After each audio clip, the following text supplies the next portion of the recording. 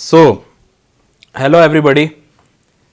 So, I am making a second video on public interest litigation. इससे पहले मैंने एक वीडियो बनाया था जिसमें मैंने पब्लिक इंटरेस्ट लिटिगेशन का इंट्रोडक्शन दिया था और पब्लिक इंटरेस्ट लिटिगेशन का मतलब क्या होता है, किन किन मैटर्स को पब्लिक इंटरेस्ट लिटिगेशन में माना जाता है, राइट। अब हम इसको थोड़ा सा और डिटेल में समझेंगे.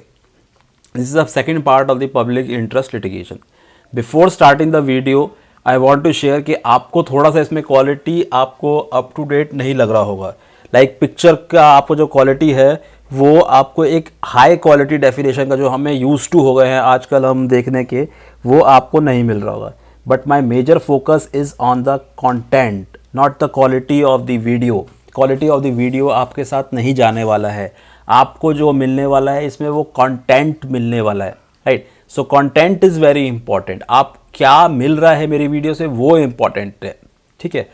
सो ओके, स्टार्ट करते हैं, right. Public interest litigation. Public interest litigation क्या होता है? जैसा कि हमने लास्ट क्लास में समझा था, पब्लिक इंटरेस्ट लिटिगेशन तो वो लिटिगेशंस, इसमें वो सब लिटिगेशंस के मैटर आएंगे जिसमें पब्लिक एट लार्ज का इंटरेस्ट इम्पैक्टेड है. एग्जाम्पल के तौर पे अगर किसी एक्टिविटी से साउंड पॉल्यूशन हो रहा है, इन्वायरमेंट पॉल्यूशन हो रहा है, तो वो पब्लिक इंटरेस्ट लिटिगेशन की कैटेगरी में आएगा अगर इसके अगेंस्ट में कोई कोर्ट में जाता है, राइट. लेकिन लैंडलॉर्ड और टेनेंट का अगर कोई केस है जिससे कोई एक इंडिविजुअल इम्पैक्ट हो रहा है तो वो पब्लिक इंटरेस्ट लिटिगेशन की कैटेगरी में नहीं आता है, वो ऑर्डिनरी कैटेगरी में आता है, ऑर्डिनरी लिटिगेशन की कैटेगरी में आया है. मैंने पूरा डिटेल इसका अपनी लास्ट वीडियो में डिस्कस किया था. पब्लिक इंटरेस्ट लिटिगेशन को पूरा डिटेल में स्टडी किया था कि ये कब आया इंडिया में, सबसे पहले इस वर्ड का ओरिजिन कहाँ पर हुआ, कौन कौन सी एक्टिविटीज़ इसके अंदर कवर्ड हैं, राइट, और इसका स्कोप क्या है, इसके मेन फीचर्स क्या हैं, ये सब कुछ हम डिस्कस कर चुके हैं. ब्रीफ शॉर्ट में मैं इसको समराइज़ कर देता हूँ. पब्लिक इंटरेस्ट लिटिगेशंस में जैसा कि हमने अभी स्टडी किया वो सब मैटर आएंगे जिससे पब्लिक एट लार्ज का इंटरेस्ट इम्पैक्टेड होता है, राइट. दूसरा, जब पब्लिक इंटरेस्ट लिटिगेशन डाला जाता है तो कोर्ट को भी एक स्टेप आगे आके उसमें एक जल्दी डिसीजन लेना होता है क्योंकि world is watching, India is watching for towards in case of public interest litigation, right. क्योंकि एक पब्लिक एट लार्ज का इंटरेस्ट इन्वॉल्व है इसमें, ओके. और ज़्यादातर केसेस जैसे कि अगर हम किसी से काम करवाते हैं लेकिन हम उसको पेमेंट नहीं देते, जिसको बॉन्डेड लेबर बोलते हैं, वो सब इसमें कवर्ड है. कोई कैदी है जिसको 14 साल तक जेल में रखा हुआ है, उसको हम रिलीज़ नहीं कर रहे हैं तो वो इसमें कवर्ड रहेगा, right.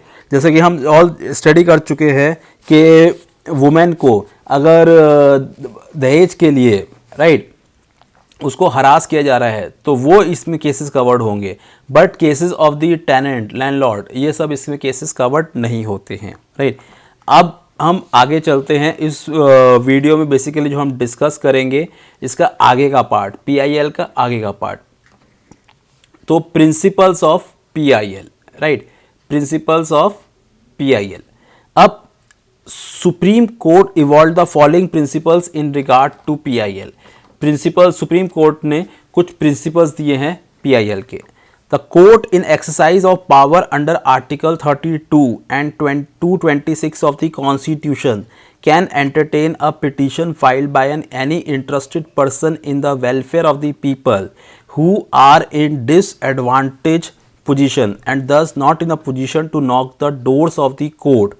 The court is constitutionally bound to protect the fundamental rights of such disadvantaged people and direct the state to fulfill its constitutional promises.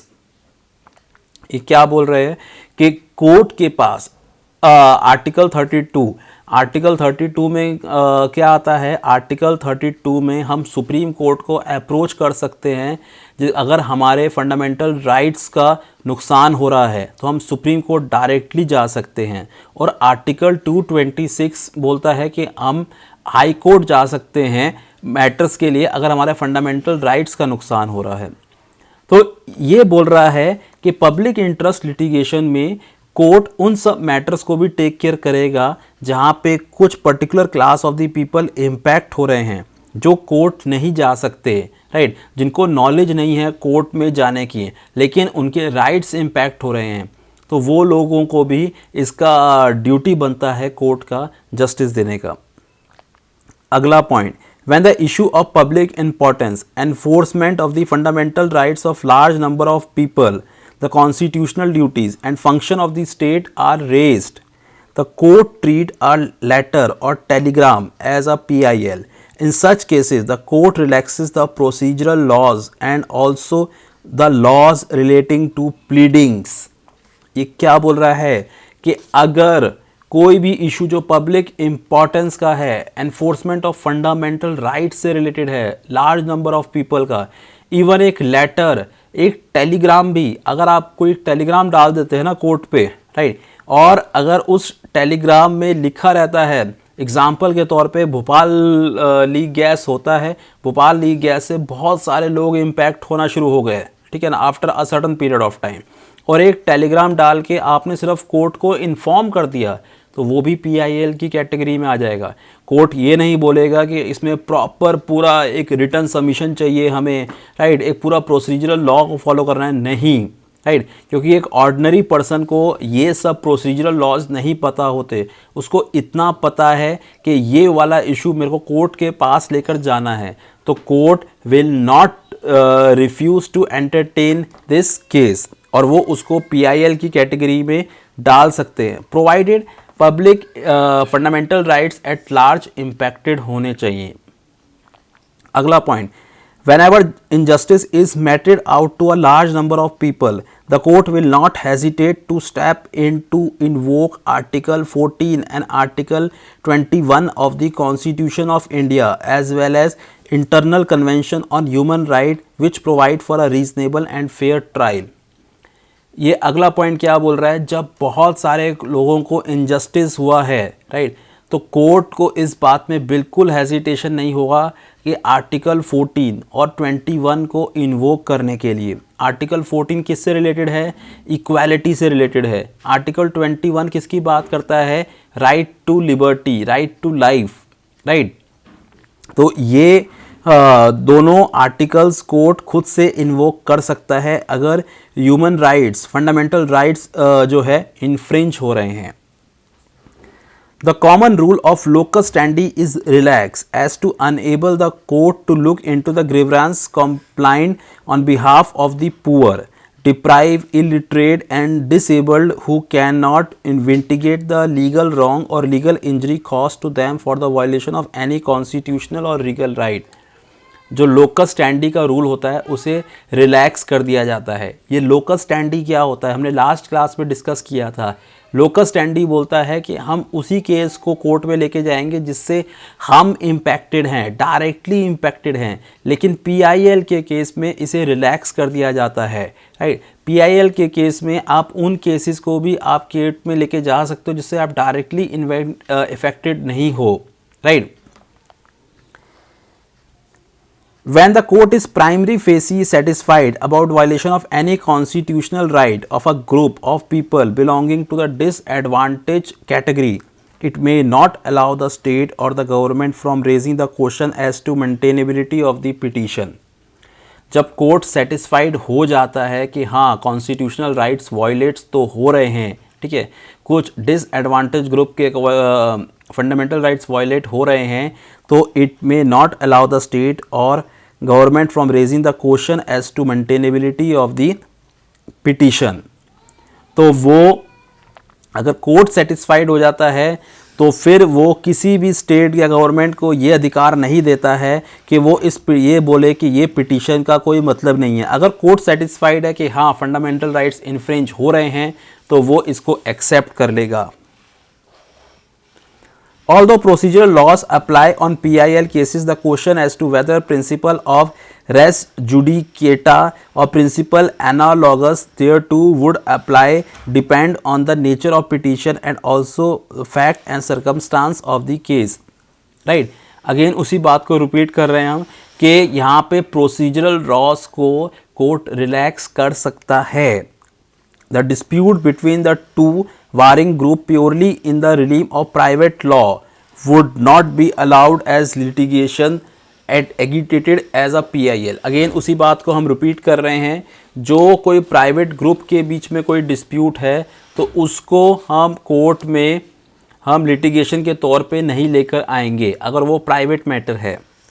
However, in appropriate cases, although petitioner might have moved a court in his private interest and for readdressal of the personal grievances, the court in furtherance of public interest may treat it necessary to inquire into the state of affairs of the subject of litigation in the interest of justice। जैसा कि Shah Bano case में हुआ था। Shah Bano case में although ये एक public, इसमें एक प्राइवेट इंडिविजुअल ही इम्पैक्ट हो रहा था, राइट, लेकिन कोर्ट ने इसको PIL कैटेगरी में मान लिया क्योंकि इससे जो इम्पैक्ट आना था वो बहुत उसके बाद जैसे कहीं सारी औरतों पे आ सकता था। तो यानी कि अगर कोई एक इंडिविजुअल इम्पैक्ट हो रहा है लेकिन कोर्ट को ये लगता है कि उसके इम्पैक्ट होने के बाद उसकी तरह और भी बहुत सारे इंडिविजुअल इस तरह इम्पैक्ट हो सकते हैं, राइट, तो वो उसको PIL की कैटेगरी में एक्सेप्ट कर लेगा। And specially in the case of dowry, right, अगर कोर्ट को लगता है कि जो ट्रीटमेंट किसी पर्टिकुलर लेडी के साथ हुआ है डाउरी के केस में, और कोर्ट को लगता है कि इस तरह का ट्रीटमेंट किसी और वुमेन के साथ भी फ्यूचर में ज़रूर हो सकता है, तो वो उसके लिटिगेशन को पब्लिक इंटरेस्ट लिटिगेशन में एक्सेप्ट कर सकता है। The court in special situation में अपॉइंट कमीशन और other bodies for the purpose of investing into the allegation and finding out the fact. It may also direct the management of public institution taken over by such commission. Special committees भी court appoint कर सकता है अगर court को लगता है। The court will not ordinarily transgress into a policy. It shall also take utmost care not to transgress its jurisdiction while purporting to protect the rights of people from being violated, right। Courts ये पूरी कोशिश करेगा कि ये देखने की लोगों के राइट्स वायलेट तो नहीं हो रहे हैं। The court would ordinary not step out of the known area of judicial review. The high court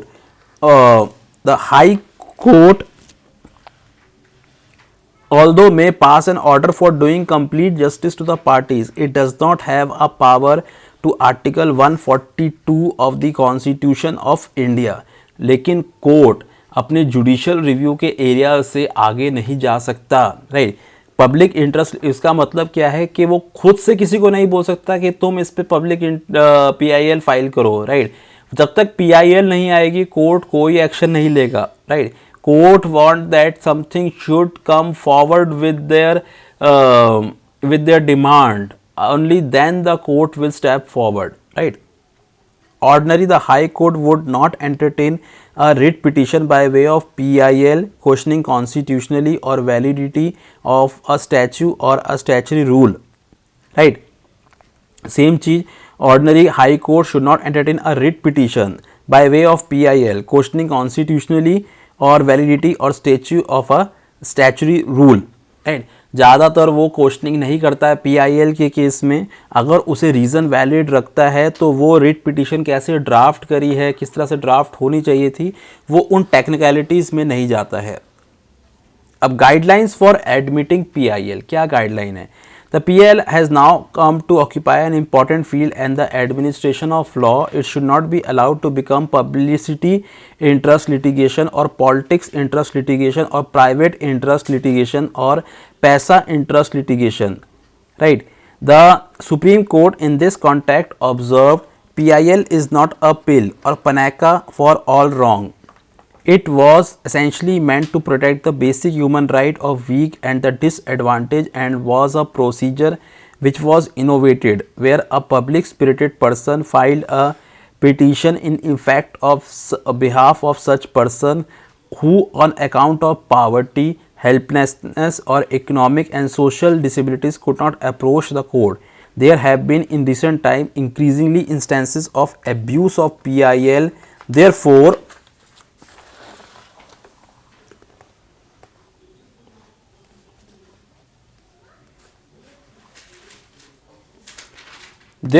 a need to re-emphasize the parameters within which the PIL can be restored to by a petitioner and entertained by the court. Therefore, Supreme Court laid down the following guidelines for checking the misuse of PIL. The court must encourage genuine and bona fide PIL and effectively discourage and curb the PIL field for extraneous considerations. पहली बात, court को ये ध्यान रखना होगा कि अब लोग PIL को पब्लिसिटी के लिए तो नहीं यूज़ कर रहे हैं. आज की डेट में ये ट्रेंड बन चुका है, PIL को लोग पब्लिसिटी के लिए यूज़ कर रहे हैं. Once you file a PIL, you become famous. People start talking about you. Right? Overnight you become a star in most of the cases. Right? और ये एक पॉलिटिकली भी बहुत बड़ा एक वेपन बन चुका है. राइट? कोर्ट को बेसिक जो एक कोर ऑब्जेक्टिव है PIL का, वो ध्यान में रखना है कि PIL का कोर ऑब्जेक्टिव क्या था.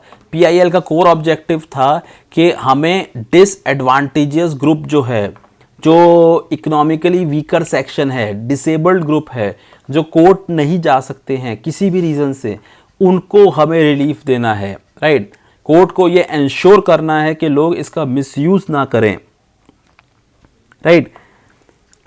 कोर्ट को पिटिशनर्स के क्रेडेंशियल्स को ये देख लेना है कि जो लेकर आ रहा है वो खुद कैसा इंसान है. कहीं वो खुद तो क्रिमिनल नहीं है, कहीं वो खुद तो कुछ ऐसी एक्टिविटीज़ में इन्वॉल्व तो नहीं है जो कि लॉ के अगेंस्ट है. राइट?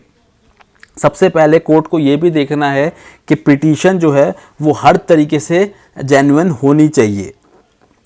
और सबसे इम्पॉर्टेंट चीज़, कोर्ट को देखना है कि public interest at large involve हो रहा है कि नहीं हो रहा. पब्लिक इंटरेस्ट को ग्रेविटी को उसे प्रायोरिटी देनी होगी. Okay? The court have to ensure that petition filed by the BC bodies for the extraneous and ulterior motive must be discouraged. कोई अगर पर्टिकुलर मोटिव से कोई PIL को फाइल कर रहा है तो कोर्ट को उसे डिस्करेज करना है. तो this comes to the end of the chapter public interest litigation. Now let me summarise public interest litigation क्या है. पब्लिक इंटरेस्ट लिटिगेशन का मतलब है कि इसमें पब्लिक एट लार्ज का इंटरेस्ट इम्पैक्टेड होना चाहिए. अगर पब्लिक एट लार्ज का इंटरेस्ट इम्पैक्टेड नहीं है तो वो पब्लिक इंटरेस्ट लिटिगेशन की कैटेगरी में नहीं आएगा, वो एक ऑर्डिनरी लिटिगेशंस है. हालांकि जब पब्लिक इंटरेस्ट लिटिगेशन फाइल की जाती है तो इसमें कोर्ट बहुत सारे रिलैक्सेशंस भी देता है. लाइक नॉर्मल जो रिलैक्सेशन क्या होता है, लोकल स्टैंडी का रिलैक्सेशन होता है. लोकल स्टैंडी टर्म क्या बोलता है कि आप PIL, आप कोई भी लिटिगेशन तब फाइल कर सकते हैं जब आप इम्पैक्टेड हैं, जो फाइल कर रहा है वो इम्पैक्टेड है. PIL के केस में ये रिलैक्सेशन देता है कोर्ट. PIL उन्हीं कैटेगरीज को माना जाएगा जिसमें पब्लिक एट लार्ज इम्पैक्टेड होता है. कोई सोशली इकोनॉमिकली बैकवर्ड लोग इससे इम्पैक्ट हो रहे हैं. राइट? बहुत सारे इश्यूज़ को भी डिफाइन किया गया है जिन इश्यूज़ को हम पब्लिक इंटरेस्ट कैटेगरी में कंसिडर कर सकते हैं. राइट? इसके अलावा भी बहुत सारे इश्यूज़ होते हैं. कोर्ट को हमेशा public interest at large, fundamental rights, ठीक है ना, ये सब चीज़ों पे ध्यान देना है. कोर्ट को देखना है कि कोई अपने पर्सनल इंटरेस्ट के तो लिटिगेशन को यूज़ नहीं कर रहा है और कोई इससे अपने आप को फेमस तो नहीं करना चाहता, कोई अपना कोई पर्पस तो सॉल्व नहीं कर रहा है. तो ये सब चीज़ें भी कोर्ट को ध्यान रखनी है. Right? So this comes to the end of public interest litigation, the very hot topic of nowadays. People इसको मिसयूज़ कर रहे हैं बहुत ज़्यादा और कोर्ट ने भी इसके ऊपर बहुत सारे कमेंट्स दिए कि पब्लिक इंटरेस्ट लिटिगेशन तो अब एक लोगों ने इसका जोक बना दिया है. राइट? जो कोई आ रहा है पब्लिक इंटरेस्ट लिटिगेशन फाइल कर दे रहा है. राइट? बिकॉज नाउ डेज ये जो लॉ के प्रोसीजरल स्टेप्स हैं इतने ज़्यादा इजी हो गए हैं. Right? Since we are in the age of artificial intelligence, लोगों के पास सारे तरीके हैं. Right? We are using Google, we are using latest chat GPT, इन सब को यूज़ करके राइट हम क्या कर रहे हैं, ये जो प्रोसीजरल लॉज हमारे लिए बहुत इजी हो गए हैं. इनफैक्ट बहुत सारे सॉफ्टवेयर्स होते हैं जो आपको रिटर्न सबमिशंस, राइट, केस को ड्राफ्ट करने में आपको हेल्प करते हैं. आपको सिर्फ एक आपका बेसिक चीज़ें उसमें डाल देनी है, right, in the form of questionnaires, और उसको सबमिट कर देना है. It will draft each and everything for you. तो एक बहुत ही ईजी तरीका बन गया है कोर्ट में अप्रोच करने का। और ये क्या कर रहा है, धीरे धीरे कोर्ट का बर्डन भी बढ़ रहा है इससे, राइट। और नंबर ऑफ जजेस ऑलरेडी हमारे कंट्री में लिमिटेड हैं, और लोग के पास फेमस होने के लोग इसको एक बहुत ही सिंपल टूल यूज़ कर रहे हैं, राइट। तो this bring up to the end of this chapter. I hope you like the public interest litigation. In next class I will share you the video of some another chapter on polity.